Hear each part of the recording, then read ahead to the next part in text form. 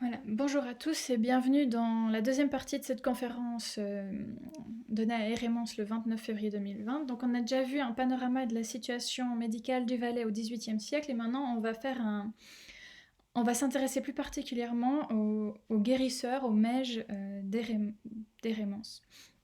Donc des recherches ont déjà été menées sur ces guérisseurs, notamment par Rose-Claire Chulet, ethnologue en 1975, et Alexandre Bourdin, herboriste, apparenté au mage d'Hérémence, qui a fait un article en 1958. Vous trouverez les références de ces deux articles qui m'ont aidé à faire cette présentation en bas de la vidéo. Et nous, ce qu'on va faire dans les minutes qui suivent, c'est remonter la lignée généalogique des guérisseurs à partir d'une guérisseuse de la fin du XIXe siècle, en prenant en compte toutes les sources qui documentent les pratiques de ces guérisseurs, leur savoir, etc., pour finir par constater la postérité de ces mages, ce qu'il en reste aujourd'hui dans la conscience collective. Donc, pour débuter, on s'intéresse à la plus célèbre des mages, Jeanne-Marie Dayer, dite la Zanon, qui vit entre 1820 et 1897. Là, j'ai choisi une image pour illustrer, mais ce n'est pas vraiment une peinture d'elle, mais c'est une peinture faite par un peintre valaisan, à Hérémence, au début 20e, d'une femme assez âgée. Donc je me suis dit, c'était sympa d'avoir une image en tête pour aborder ce personnage. Et c'est chouette de parler d'elle en 2020, car c'est du coup le bicentenaire de sa naissance. C'était le 19 février. Donc, les informations qu'on peut rassembler sur elle sont de deux types. Alors, il y a déjà les lettres qu'on lui adressait pour lui demander des consultations, et les descriptions faites par des journalistes qui lui ont rendu visite. Je vais commencer par la description d'un de ces journalistes. En 1888, Victor Tissot se rend à Hérémence pour visiter la Meige, et voilà ce qu'il en dit. En redescendant à Sion, nous montâmes jusqu'à Hérémence pour voir la médecine. La Meige de la vallée des Reins qu'on vient consulter de très loin, de la Savoie, du canton de Fribourg, de tous les coins du Valais. Il suffit d'apporter à cette célèbre guérisseuse un flacon d'urine de la personne malade pour qu'elle en tire les diagnostics les plus étonnants. Nous arrivons devant une maison de bois dont la porte est ouverte. Nous traversons une cuisine toute noire et nous entrons dans une chambre carrée où la médecine est en train d'écrire, assise sur un banc appuyé à une large table sur laquelle sont rangées plusieurs petites bouteilles contenant des liquides jaunâtres. Quand nous voulons imiter les clients sérieux, exhiber aussi notre fiole, elle se met à rire et nous dit d'un ton goguenard. « Pouah, avait rien, pas malade. Venu pour rire, voilà malade. » Et elle nous montre, dans les bouteilles qui sont devant elle, des dépôts blanchâtres comme du coton ou pareil à du sable rouge.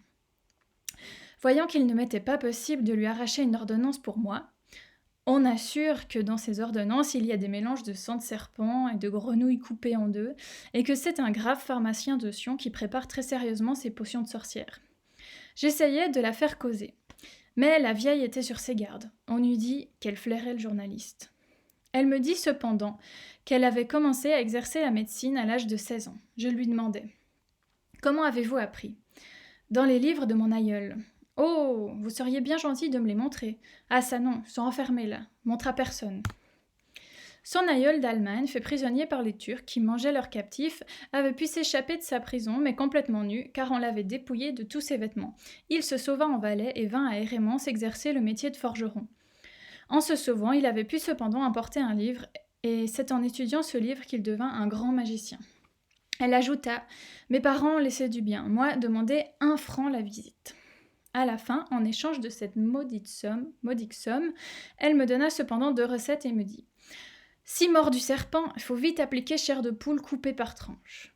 Et si, avec cancer, tranche de pain rôti trempée dans vinaigre. » Nous nous mordions les lèvres pour ne pas éclater. Je m'étais tournée du côté de la porte et je regardais au milieu d'une rangée de photographies les portraits de messieurs Cobbles, père et fils, pharmacien à Sion, préparateur breveté de toutes les ordonnances abracadabrantes de la vieille exploiteuse. Elle nous raconta encore qu'un jour un homme de la montagne vint lui demander un remède pour faire périr son frère. « L'ai envoyé au médecin de Sion, dit-elle avec un éclat de rire. Comme j'examinais une peinture qui ornait la partie supérieure d'un vieux meuble, elle me dit « Joli, peint par déserteur français, ancien élève en théologie, a fait bêtise, tué son capitaine, et est venu ici à Hérémence, était menuisier, est mort. » Nous partîmes en nous demandant si vraiment cette femme avait toute sa raison, ou si tout ce qu'elle nous avait dit était une manière de ne nous rien dire et de se moquer de nous. Voilà, je m'arrête là. Donc dans ces extraits, on voit plusieurs éléments intéressants, donc notamment le fait qu'on mentionne des flacons d'urine, donc elle pratiquait en fait l'uroscopie, c'est-à-dire vraiment d'observer l'urine dans un contenant pour voir la couleur ou l'aspect. Et ça, c'est quelque chose qui se pratique déjà, on a des traces de ça au moins déjà au Moyen-Âge, où selon la couleur, on saura quel problème a la personne.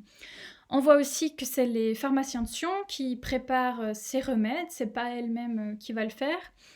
On voit qu'elle tire son savoir des livres de son aïeul, donc c'est vraiment quelque chose un savoir livresque, on peut le dire. Son aïeul d'Allemagne, il faudra qu'on se rappelle un peu justement qu'elle en parle, ça ce sera important pour la suite. On voit aussi qu'elle, elle demande 1 franc la visite, et finalement elle parle d'un déserteur français qui sera aussi important pour un peu plus loin dans la présentation. Et l'autre source intéressante, c'est ces lettres qu'on lui envoyait. Et donc voilà l'exemple d'une lettre de 1889 envoyée par un certain Isidore Maniglier du séminaire d'Annecy en Haute-Savoie. Donc là on voit aussi sa célébrité, il y a vraiment des gens même d'Annecy qui vont lui écrire. Et on voit dans cette lettre que je serais heureux, madame, si par l'analyse du liquide requis, vous trouviez une solution à tous ces maux. Je l'espère et ma reconnaissance sera bien grande. Donc là, on voit que ces personnes lui écrivent et lui envoient un extrait d'urine afin qu'elle puisse donner son diagnostic en réponse à la lettre. Et là, on voit de nouveau que la lettre vient d'Annecy. J'ai un autre exemple de lettre de 1882 cette fois. Là, je fais un zoom pour qu'on voie un peu mieux. Et donc là, il y a une mention. Madame, vous m'obligeriez en voulant bien me donner sous l'enveloppe ci inclus l'explication exacte du mot cendre d'hirondelle que vous m'avez indiqué comme bonne de faire disparaître les glandes du cou. Donc là, on voit qu'elle a déjà donné son ordonnance, en quelque sorte, sa prescription de cendre d'hirondelle, mais que la personne est un peu... ne sait pas vraiment quoi faire avec ça, et elle lui redemande une explication en lui fournissant également une enveloppe pour qu'elle réponde. Et ces cendres d'hirondelle, en fait, en cherchant un peu, on retrouve leur mention dans la pharmacopée universelle de 1840, et on sait que cette famille possédait cette pharmacopée universelle, et on retrouve à l'intérieur que la cendre d'hirondelle, on se servait des nids de cet oiseau brûlé, soit avec les petits, soit peu de temps après le départ de ces derniers, blablabla, et contre l'épilepsie ou dans le cas d'angine, et donc les glandes du cou. Donc on voit à nouveau que son savoir sort des livres. Voilà. Donc, alors là, grâce à l'aide d'Hervé Mayora, qui a fait beaucoup de recherches sur la généalogie d'Hérémence, en discutant avec lui, on a réussi à faire un arbre généalogique qui va montrer justement ces générations de guérisseurs. Du coup, on a notre Jeanne-Marie Dayer, où c'est écrit un peu petit, mais bon, je vais vous guider, pas de problème. Voilà, Jeanne-Marie Dayer. Et grâce à ces deux sources, donc la description et les lettres, on apprend sa popularité, le fait qu'elle est un ancêtre allemand, qu'elle tire son savoir des livres et des livres de ses aïeuls, qu'elle travaille avec les pharmaciens de Sion, qu'elle pratique l'uroscopie, et il y a cette mention du déserteur. Ensuite, ces deux enfants vont aussi être guérisseurs, même s'ils vont pratiquer différemment. On n'ira pas leur rendre visite à Hérémence, mais ils descendront à Sion à certains moments de la semaine, et ils iront dans des cafés ou dans des pharmacies pour ausculter les différents clients. Tout comme Alexandre Bourdin, dont j'ai déjà mentionné, un herboriste qui est affilié à cette lignée, et qui a écrit un article sur ses ancêtres du coup. Il y a également dans la génération du bas un autre médecin ou guérisseur, mais je ne vais pas en parler vu que nous on va essayer plutôt de remonter dans le temps. Je veux tout de même parler de beau-frère de Lazzano, la guérisseuse. Là, je l'ai mis en vert un peu plus foncé, car elle s'est mariée avec la famille Bourdin. Et dans cette famille, il y a aussi des traces de savoirs médicaux ou de savoirs sur les plantes. Et comme d'ailleurs après la conférence on m'avait dit qu'à Hérémence ça se disait un temps que les Noirs se marient entre eux, et donc là c'est deux familles qui ont des connaissances qui se rejoignent à travers cette union. Et ce Jean-Nicolas Bourdin, donc son beau-frère, lui a aussi une source. C'est un livre des secrets qui a été écrit en 1862, et il a été écrit par ce fameux déserteur dont elle parlait déjà, qu'on a vu avant dans l'extrait de description.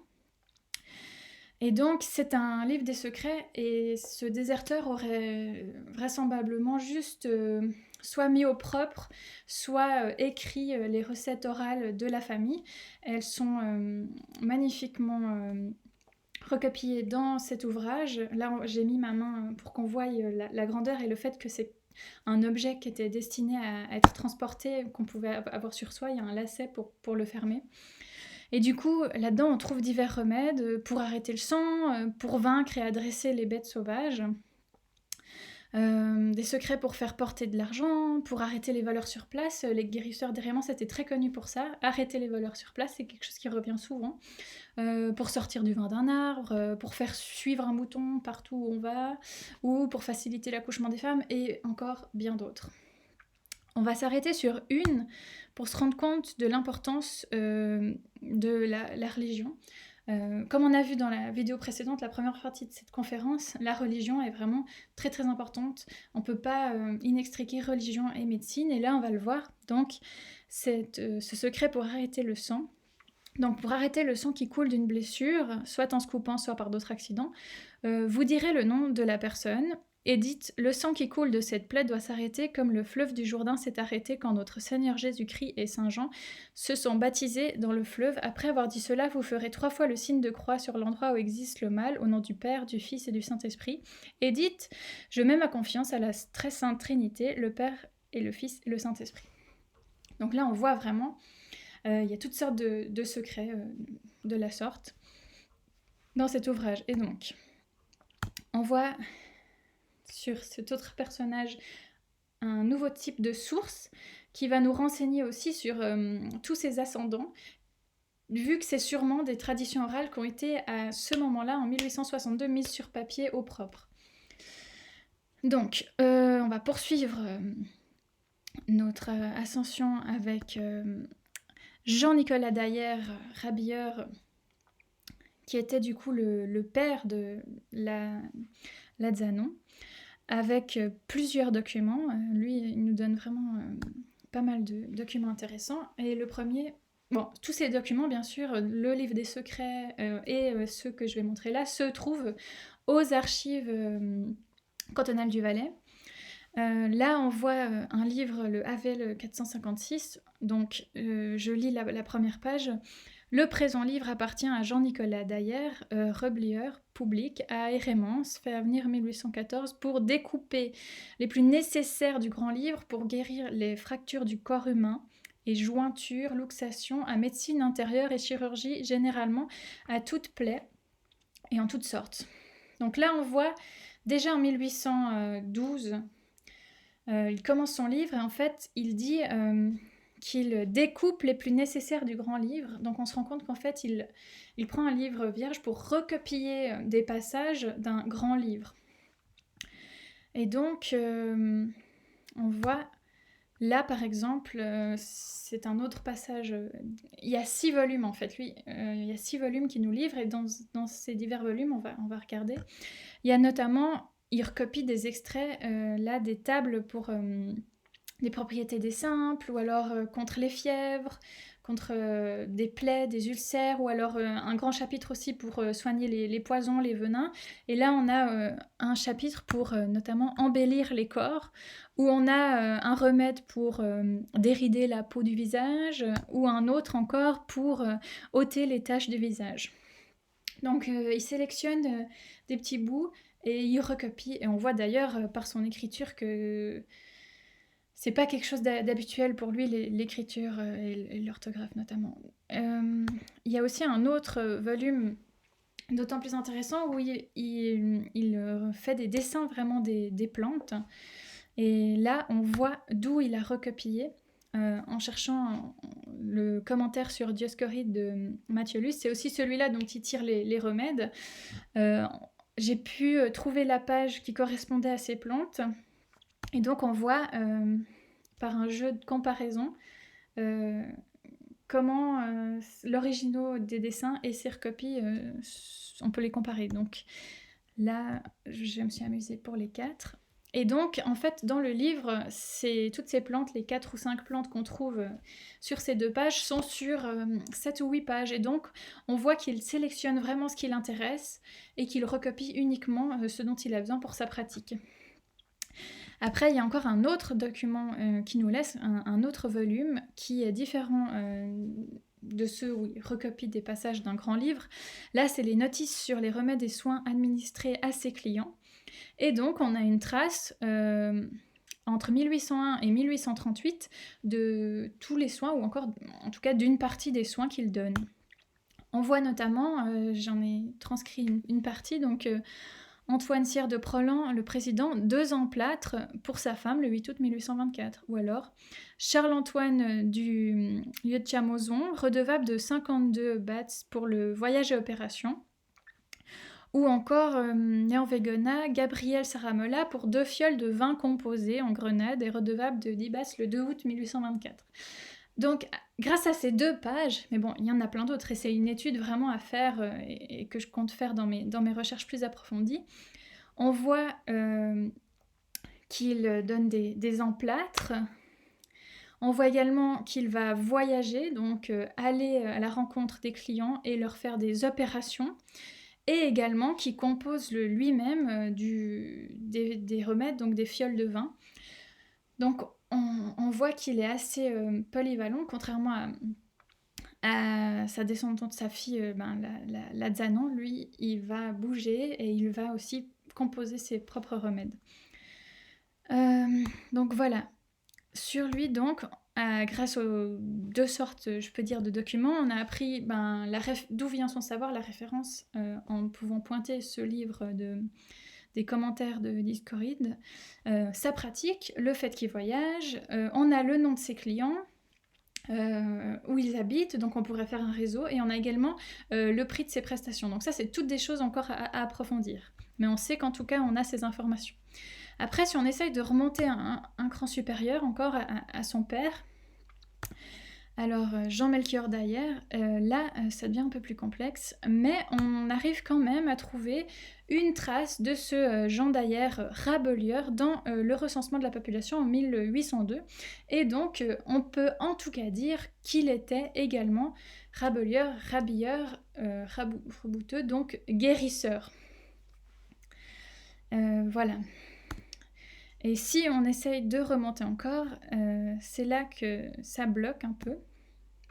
Mais récemment, grâce aux recherches notamment d'Hervé Mayora, on a réussi à retrouver dans les archives paroissiales un certain Stéphane Colly-Densiden qui se serait marié à la mère de Jean-Melchior d'Ayer, mais en seconde noces. Donc ce n'est pas le père de Jean-Melchior d'Ayer, mais son beau-père. Et en fait, il arrive d'Einsiedeln, donc il devait sûrement... on voit là notamment la trace de ce mariage en seconde noces suite au décès du père. Et vu qu'il arrive d'Einsiedeln, il parle allemand. Et ça nous rappelle justement la description de Lazanon où on parlait d'un aïeul d'Allemagne, fait prisonnier par les Turcs, etc., qui serait arrivé avec un livre. Bon, bien sûr, toute la partie de fait prisonnier par les Turcs, etc., ça, pour l'instant, c'est impossible de savoir pour moi, mais on voit en tout cas la trace de cet ancêtre allemand. Et pendant longtemps, notamment dans les articles que je cite sous ma vidéo, on pensait que cette hypothèse d'aïeul allemand forgeron était un peu inventée, car c'était souvent dans la mythologie l'imaginaire collectif. Les forgerons, il y avait un rapport fort avec la magie, et aussi dans cette époque-là avec la Turquie. Et donc ça pouvait être une légende, mais là on a une trace vraiment vivante de ce Stéphane Colli d'Antidon, et donc c'est un grand pas pour travailler sur ces guérisseurs et leur lignée. Voilà. Donc ce qu'on peut dire encore au niveau de cette généalogie, il y a d'autres éléments intéressants, c'est notamment l'oncle de ce Jean-Melchior d'Ayer, qui est Sylve Seppet, sorcier de Rio, qui en fait était un sorcier connu pour être un chasseur-sorcier, c'est-à-dire qu'il arrivait à immobiliser les bêtes et le gibier juste avec son regard et à en faire ce qu'il voulait. Et ça, c'est quelque chose qu'on retrouve notamment dans ce fameux livre des secrets, le fait de savoir immobiliser les bêtes. Donc on voit un lien direct entre les générations. Après, il y a aussi d'autres membres de la famille plus ou moins éloignés qui ont été accusés de sorcellerie, et donc peut-être potentiellement qui avaient ce savoir médical avant. Après, on arrive quand même à voir aussi que il y a beaucoup de mentions du hameau de Hérémence nommé Rio, et donc on voit que les guérisseurs, les hommes de la famille d'Ayer sont du hameau de Soumi, mais que systématiquement, ils vont prendre pour épouse une femme de Rio. Et il semble que dans ce hameau de Rio, il y avait des connaissances médicales, ou en tout cas des connaissances sur les plantes. Et donc, encore une fois, cette expression que les Noirs se marient entre eux pourrait confirmer cette hypothèse. Donc voilà, sur cette généalogie, pour l'instant, ce qu'on peut en dire. Après, pour continuer sur le XVIIIe siècle, j'ai réussi à trouver un point de vue extérieur à ces guérisseurs, mais qui en parle tout de même. Donc, on a un curé à Mazes, qui est également un village du Val d'Airain, c'est pas dans Hérémence, mais c'est dans la vallée, Jean-Maurice Clément, qui décide de lister toutes les superstitions des habitants de Mazes afin de les combattre. Et dans ces papiers, on trouve... il dit d'abord qu'à Mazes, et même si je ne me trompe, dans toute la vallée, car les superstitions se ressemblent beaucoup et sont presque communes à toutes les paroisses de ce voisinage, donc on peut penser qu'il parle aussi d'Hérémence, vu que c'est vraiment dans la vallée. Et il y a une mention de l'utilisation du secret, déjà au XVIIIe siècle.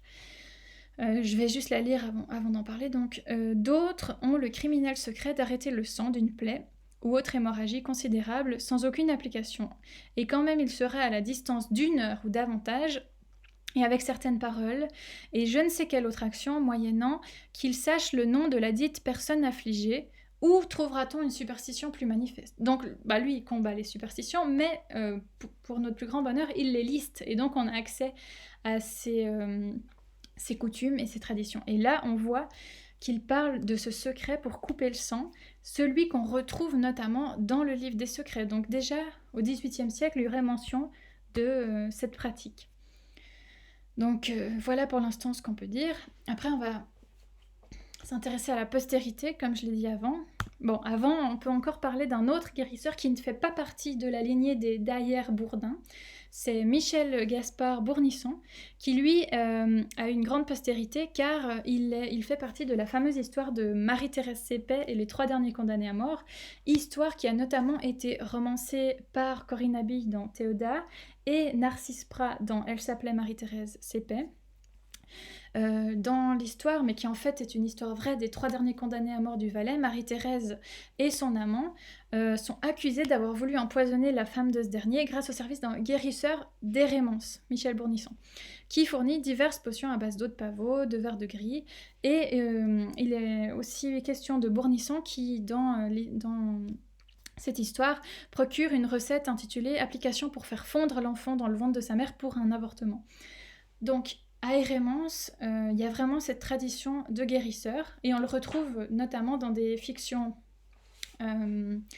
plutôt du XXe siècle qui en parlent encore, mais le grand auteur qui s'intéresse aux guérisseurs d'Hérémence, ça va être Maurice Dermaten, qui lui vient de Suan, donc de la commune de Saint-Martin, qui est aussi dans le Val d'Airain.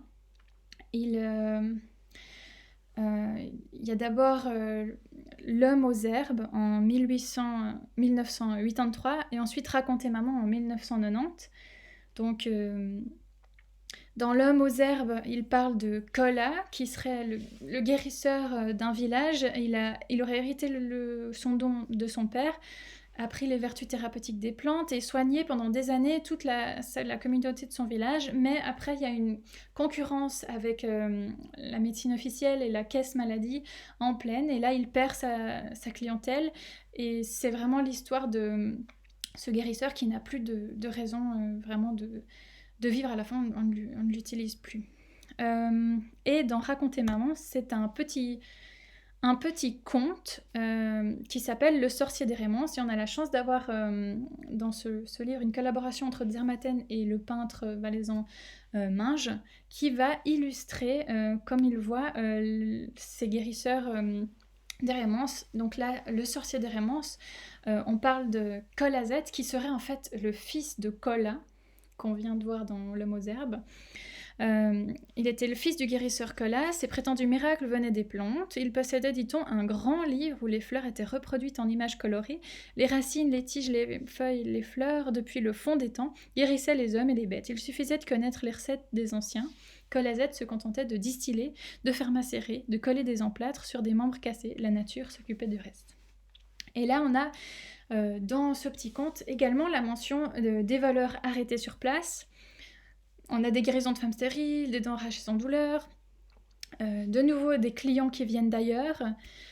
Mais bon, c'est très romancé et fictif, car par exemple, dans ce cas-là, le guérisseur se déplace dans une boule enflammée volante qu'on voit sur l'image, qui se dirige vers l'église d'Hérémence, l'église blanche, qui était reconnue pour être bien blanche avant d'avoir la nouvelle magnifique église d'Hérémence. Donc voilà, pour la postérité, si ça vous intéresse, allez jeter un coup d'œil aux écrits de Zermatten, qui sont vraiment super. Voilà. Donc pour ces écrits, on arrive à faire un lien avec la lignée des guérisseurs. Kola pourrait être Jean-Nicolas, et Colazette, Jean-Nicolas, le fils de Jean-Nicolas, appelé Medcenet. Donc Kola, Colazette, médecin, Medcenet. Voilà, donc j'espère que ça vous a plu, ça vous a intéressé, j'espère que vous avez réussi à suivre. C'était un peu difficile avec cette histoire de généalogie, j'ai essayé, voilà. Et du coup, je vous remercie de votre attention.